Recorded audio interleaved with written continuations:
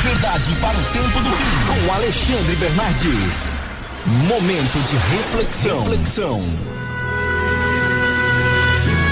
Muito bem. Nós vamos então agora para um assunto importante aqui, que eu gostaria então de mencionar a vocês algo importante. Primeiramente, eu quero passar aqui para vocês algumas informações importantes do blog Minuto Profético. Eu quero passar para vocês algumas notícias sobre movimentos em prol da guarda do domingo, que está ocorrendo principalmente na Europa e em alguns países do mundo. Eu quero indicar acerca deste assunto para você, quero indicar o blog, tá? É o blog inclusive do pastor da minha igreja, pastor Sérgio Santelli. Anote aí, divulgue este blog, acesse esse blog e fique atento às notícias. É o blog Minuto Profético. Então, Minuto Profético, tudo junto, .blogspot.com.br. Ou para ficar mais fácil, você vai até o Google e digite lá, Minuto Profético Blog, né? Digita ali para pesquisar, Minuto Profético Blog, tudo junto, aí já vai jogar você na página deste blog. E uma das notícias que eu encontrei aqui é a notícia Campanha pela Guarda do Domingo nos Estados Unidos. É o tema desta campanha. E a matéria é a seguinte: o movimento Volta à Igreja, tá? É um movimento chamado Volta à Igreja. É mais um movimento sócio-religioso para promover indiretamente a guarda do domingo na sociedade norte-americana. A semelhança daquilo que está acontecendo, por exemplo, na Europa. No site deste movimento há uma grande chamada para este ano que diz assim: junte-se a nós no dia 16 de setembro para convidar todo mundo a voltar para a igreja. E diz mais, Domingo Nacional de Volta à Igreja. E ainda diz assim, encontre esperança aqui. Diz ali em um banner que é encontrado neste site. E devemos entender o seguinte, dois detalhes, né, nos chamam muito a atenção. Primeiro, o fator esperança que é usado nesse contexto está sendo associado ao domingo. Então, um dos dois fatores que eu queria mencionar é esse. Essa palavra esperança está sendo associada à questão do domingo. Interessante. E em segundo lugar, a data escolhida para a campanha deste ano é exatamente o primeiro domingo após o 11 de setembro. O primeiro domingo após o 11 de setembro. Bom, se algo acontecer este ano em 11 de setembro, não é nada assim concreto, mas se de repente acontece alguma coisa, a gente não sabe, não é verdade? Alguma coisa que possa provocar uma comoção nos Estados Unidos, fica fácil de a gente imaginar o impacto que esta campanha terá sobre as crenças e costumes, não é? É só você ler o que diz alguns livros de ordens e leis marciais, principalmente para o estado da Virgínia, nos Estados Unidos, acerca da guarda do domingo. Você vai ver que isso vai influenciar ou poderá influenciar muito a questão do costume dominical em alguns países da América do Norte, inclusive da sociedade naquele país. E se acontecer mesmo, não é? Se acontecer mesmo desse jeito, pode ser que aconteça, pode ser que não, terá sido isso uma mera coincidência? Bom, na verdade, de qualquer forma, mesmo não acontecendo nada, o fato de escolher o primeiro domingo após o 11 de setembro já tem um impacto psicológico suficiente de persuasão na mente das pessoas. Meditemos no que diz a escritora americana Ellen Goldwhite no seu livro O Grande Conflito. Página 580, que ela diz assim: a asserção de que os juízos divinos caem sobre os homens por motivo de violarem o repouso dominical será repetida. E ela diz ainda: e o movimento para impor a observância do domingo está rapidamente ganhando terreno. Está rapidamente ganhando terreno. E realmente nós estamos vendo isso aqui nos noticiários, não é? E mais uma vez aqui, mais uma notícia, antes de eu apresentar então o nosso querido irmão Milton. Mais uma notícia no blog Minuto Profético. Vá lá no Google e pesquise por este blog, tá? Minuto Profético Blog. O descanso dominical no rastro da crise econômica espanhola. Agora vamos lá para a Europa. A notícia é a seguinte: o cardeal arcebispo de Madrid e presidente da Conferência Episcopal Espanhola, Antônio Maria Rouco Varela, pediu, olha só pessoal, a gente vem há mais de 100 anos, né, como adventistas do sétimo dia, dizendo que um dia essas coisas iriam começar a acontecer. Ou seja, o Estado começaria a interferir na religião para impor decretos dominicais. Começaria no contexto trabalhista e iria se estender até o contexto religioso. Veja bem o que esse Antônio Maria Rouco Varela disse. Ele pediu ao judiciário da Espanha, daquele país, que facilite e busque o descanso dominical das famílias que agora está ameaçada devido à liberalização total de horários para o comércio, vigente na Comunidade de Madrid desde o final de 2011. E diz mais, ele diz: da liberdade se pode fazer um uso, assunto que se refere à família e o descanso semanal.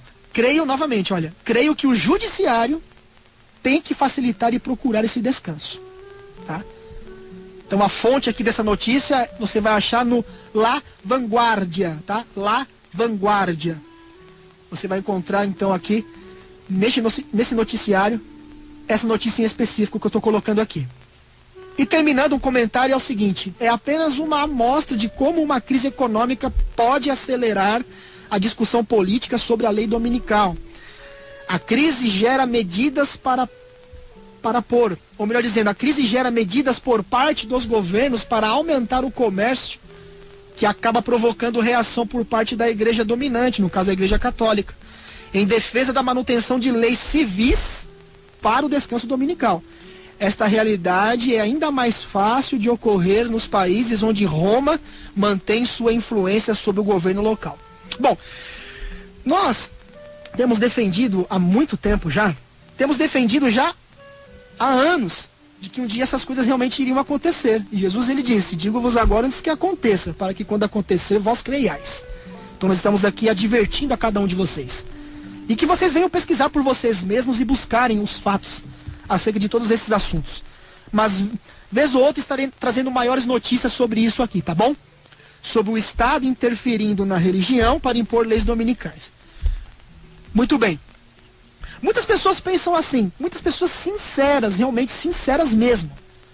Elas pensam assim: ah, mas quando vier essa questão de uma nova intolerância, onde o governo estará legislando leis religiosas com o fim de melhorar a sociedade, e obviamente que isso vai gerar uma intolerância, porque a minoria sempre será prejudicada quando o Estado impõe leis religiosas, porque o Estado sempre vai legislar em favor da maioria, correto? Nunca em favor da minoria. Muita gente diz assim: ah, mas nesse momento nós já estaremos lá na glória, não estaremos mais aqui, não vamos mais passar por isso, a igreja terá sido arrebatada. Bom, eu queria tratar sobre isso hoje com o irmão Milton. A paz do Senhor, irmão Milton, Deus abençoe. A paz do Senhor, irmão Alexandre Bernardes. Então, para mim é um privilégio estar aqui presente, fazendo parte da mesa e comentar um assunto de grande relevância que tem repercutido muito aqui no Brasil e no mundo afora.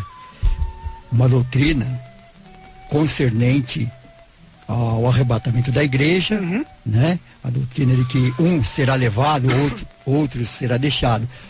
Interpretação essa que não é oriunda da Bíblia, mas sim é oriunda da Idade Média, que posteriormente passou pela mão de um estudioso chamado Darby, não confundir com Darwin, evolucionista, e foi difundido pela Bíblia anotada do Dr. Scofield.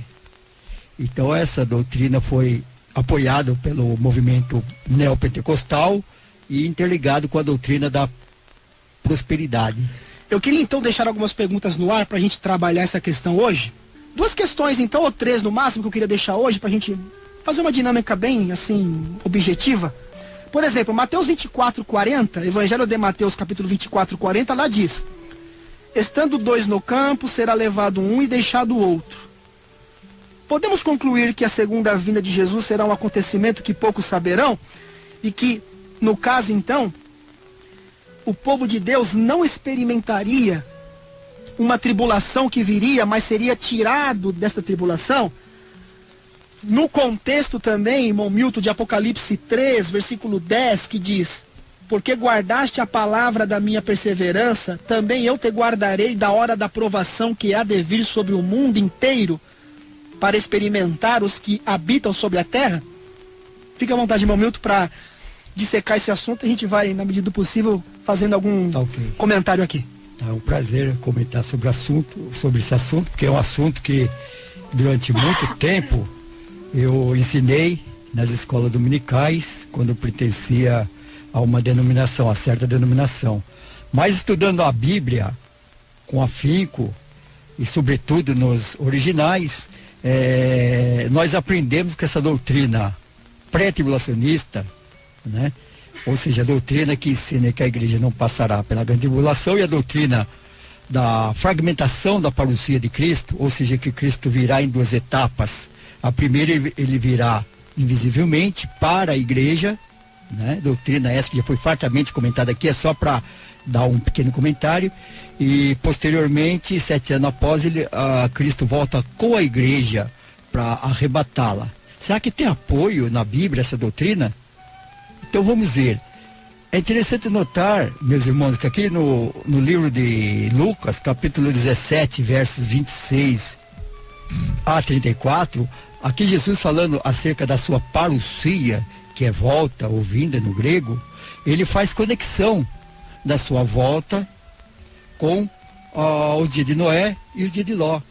Ele diz assim: assim como foi no dia de Noé, assim será também a vinda do Filho do Homem. Comiam, bebiam, casavam, davam-se em casamento, até em que Noé entrou na arca e veio o dilúvio e destruiu a todos. Note bem, destruiu a todos. Aqui no grego, destruiu é hairo, ou seja, deixou morto, levou à destruição. Podemos ver isso no texto grego, que hairo significa levou à destruição. Similarmente, falando acerca de Ló, ele diz: o mesmo aconteceu nos dias de Ló. Comiam, bebiam, compravam, vendiam, plantavam e edificavam. Mas no dia em que Ló saiu de Sodoma, choveu do céu fogo e enxofre e destruiu a todos. Note que hairo, destruiu a todos. Então nós podemos ver aqui que havia duas classes de pessoas no dia de Noé: as que foram salvas e as que ficaram mortas, hairo no grego. No dia de Ló também houve uma classe de pessoas que foram salvas, que obviamente foi Ló e suas esposas, né, e genros, e uma classe que foram destruídas. Então nós podemos ver aqui que no texto grego original, hairo, levar, significa levar à destruição, aqui concernente ao dia de Noé. E no dia de Ló também foram deixados mortos, foram destruídos, é hairo.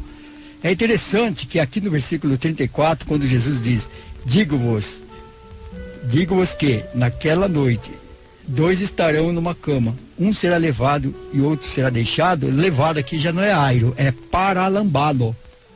O que significa paralambano? Paralambano é um substantivo composto da preposição para, que é ao lado de, e lambano, recebo.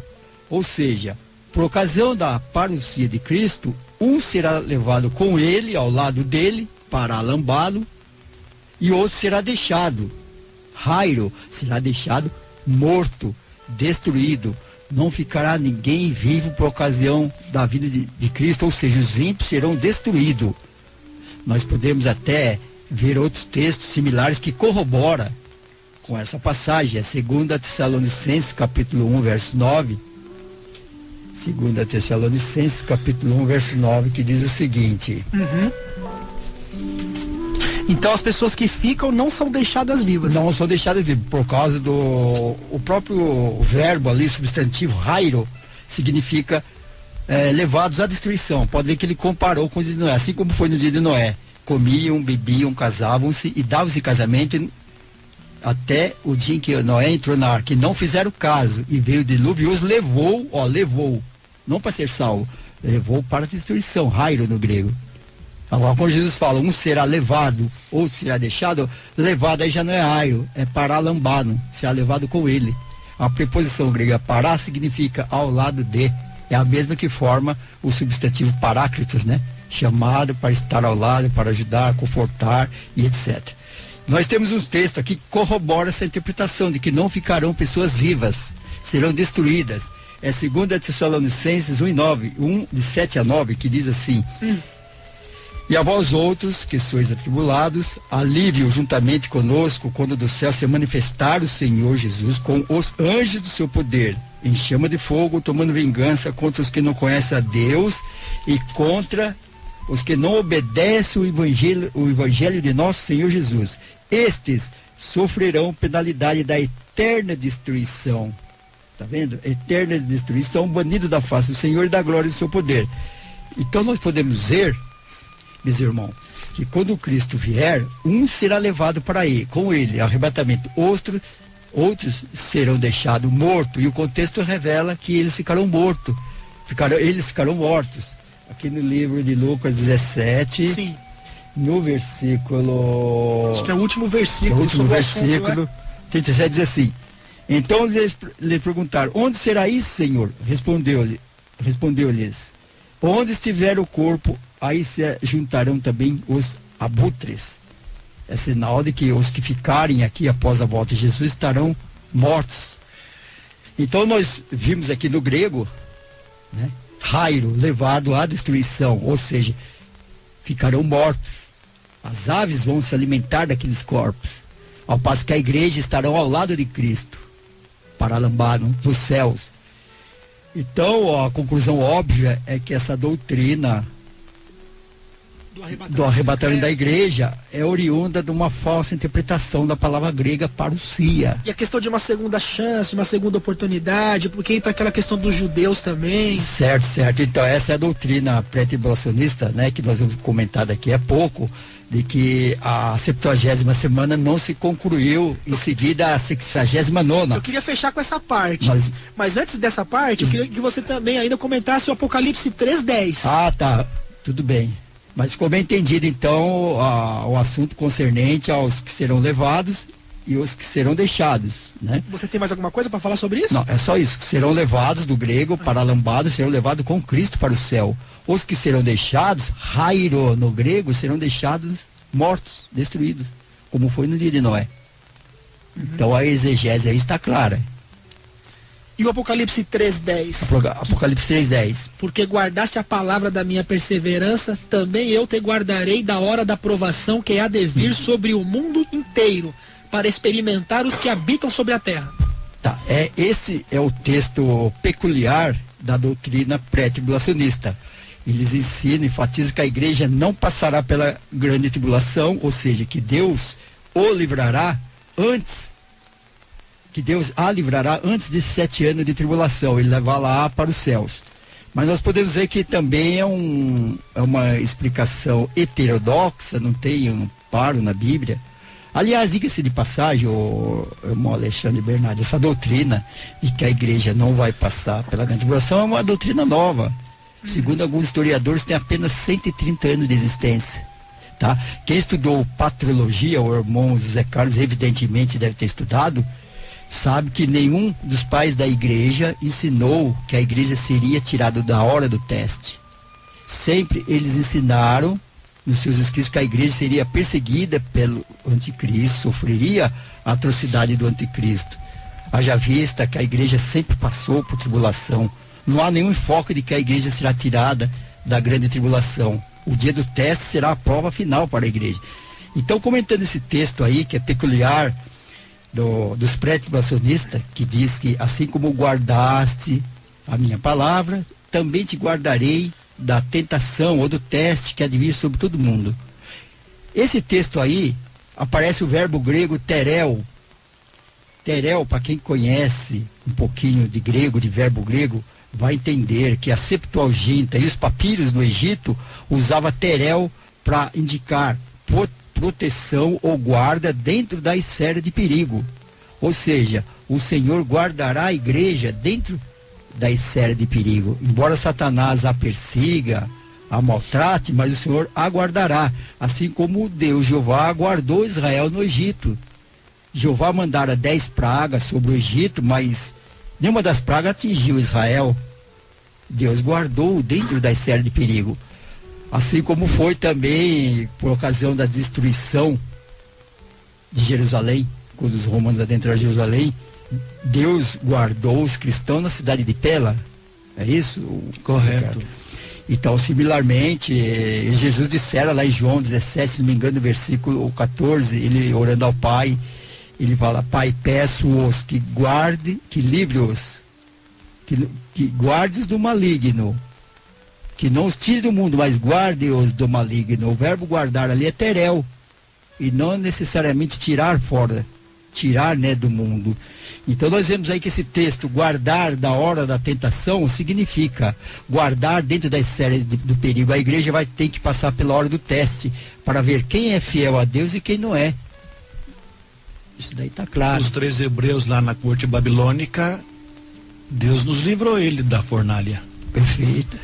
Eles foram lançados dentro da fornalha, Deus mas guardou dentro do fogo. Então aqui está num contexto também histórico acerca da mensagem da igreja de Filadélfia, que foi um cumprimento profético de uma das fases que a igreja já passou aqui na Terra também. Perfeito. Não é algo assim que está no futuro. Perfeito. Isso aí nós vamos comentar concernente à desconexação da 70ª semana. Porque é o seguinte, Alexandre Bernardes, existem 2 interpretações concernente à 70 semana de Daniel. Existe a interpretação linear, aquela interpretação que ensina que a 70 semana cumpriu-se literalmente, historicamente, desde o 7º ano de Artaxerxes, de Esdras, até o ano 34, quando Estevão foi apedrejado. E existe a interpretação parentética. A interpretação parentética é aquela que ensina que quando cumpriu-se 69 semanas, ali Deus parou o relógio profético devido ao fato de os judeus terem rejeitado Jesus como Messias, né? Acharam que ele era impostor, que ele não era o descendente de Davi, que viera para libertá-los do jugo de Roma. Rejeitaram a Jesus.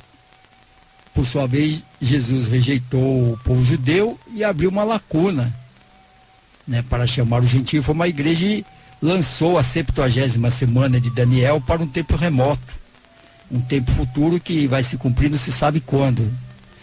Então, dizem os pré-tribulacionistas que a visão que o apóstolo João teve no livro de Apocalipse, do capítulo 6 ao capítulo 19, foram eventos relacionados à 70ª semana que vai se cumprir no futuro, não se sabe quando.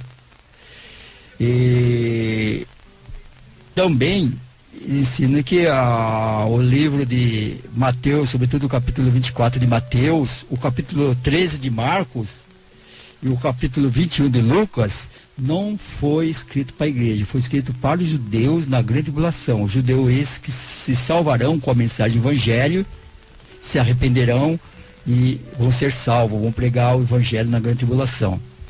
Mas essa interpretação não tem apoio na gramática da Bíblia, né? Tanto é que o Dr. Russell Shedd, eu tenho um livro dele chamado Apocalipse, ele diz que essa interpretação pré-tribulacionista é uma falsa exegese de Daniel 9, 24 a 27. Ele fala com todas as letras, eu tenho esse livro. É uma falsa interpretação, que realmente a interpretação tem que ser linear. E a Bíblia realmente ensina que a interpretação é linear. Se nós pegarmos ali em Lucas capítulo 15, Lucas capítulo 3, versículo 15, nós vemos ali que ali está falando que era o 15º ano do reinado de Tibério César, que o ano 27. Se nós pegarmos 483 anos, né, e retrocedermos, fizermos um cálculo retroativo, vamos chegar no ano 457, que foi o 7º ano de Esdras. Então dá para ver que foi linear. Não se encontra essa interpretação, esse parêntese, nessa lacuna. Essa lacuna não existe de tempo. Dentro da história, dentro das profecias de Daniel, capítulo 8, versículo 14, o capítulo 9, que é praticamente uma continuação do 8, não existe a história do povo judeu. Aliás, assim, para o teu povo, né? É uma profecia específica para o povo judeu. Na metade da semana o Messias será tirado. Como é que pode deslocar isso aí, projetar no futuro, se está falando que o Messias seria tirado, crucificado, morto? Perfeito. Na metade da semana. Na metade da semana. Na metade da semana. Se você pega essa última semana e joga no futuro, como é que o Messias será tirado? Não tem sentido isso Não tem aí sentido. dentro da. Não tem sustentação histórica, e nem na sustentação bíblica, e nem sustentação na história e cultura do povo judeu. Certo. Portanto, a linha do seu raciocínio está perfeita. Isso aí surgiu também na Contra-Reforma, não é? Porque na Reforma, quando os protestantes, os reformadores já estavam identificando o chifre pequeno como sendo o cumprimento do poder papal, o papado romano, então, lançando a Contra-Reforma, veio com uma nova interpretação desse conteúdo profético para poder tirar o papado romano do foco, e aí entrou a questão do futurismo, não é?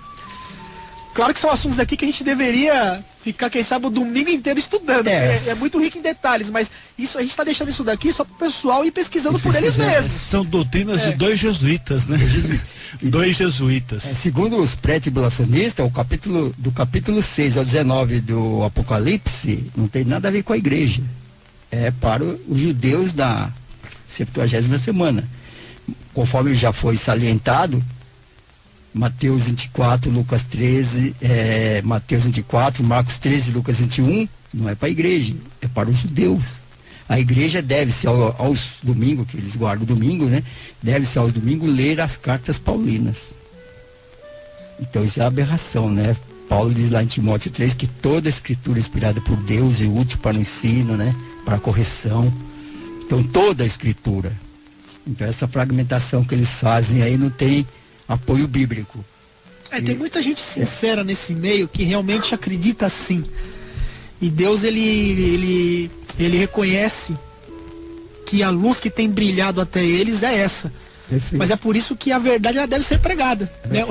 Para que as pessoas, então, ao ouvir e pesquisarem por elas mesmas, cheguem à conclusão realmente da verdade acerca do assunto, não é? É interessante também que os pré-tribulacionistas eles ensinam o seguinte, que a igreja vai ser arrebatada antes da manifestação do anticristo.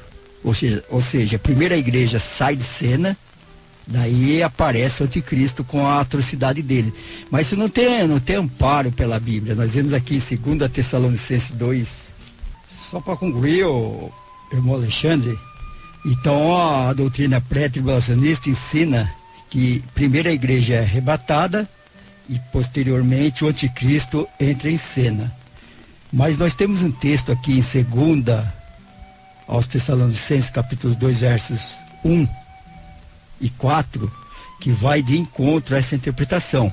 Aqui Paulo diz assim: irmãos, no que diz respeito à vinda de nosso Senhor Jesus e nossa reunião com Ele, nós vos exortamos: ninguém de nenhum modo vos engane, porque isto não acontecerá sem que primeiro venha a apostasia e seja revelado o homem da iniquidade, o filho da perdição, o qual se opõe e se levanta contra tudo que se chama Deus ou é objeto de culto, a ponto de assentar-se no santuário de Deus, ostentando-se como se fosse o próprio Deus. Então nós vemos aqui que por ocasião da vinda de Cristo e a nossa reunião com Ele, com o arrebatamento, não vai acontecer antes que primeiro surge o decreto dominical, a perseguição, para posteriormente Cristo vir e arrebatar a igreja e destruir os ímpios.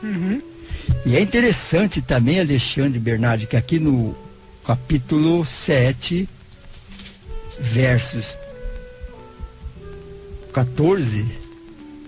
13 e 14, diz o seguinte: um dos anciões tomou a palavra dizendo: estes que se vestem de vestiduras brancas, quem são e de onde vieram?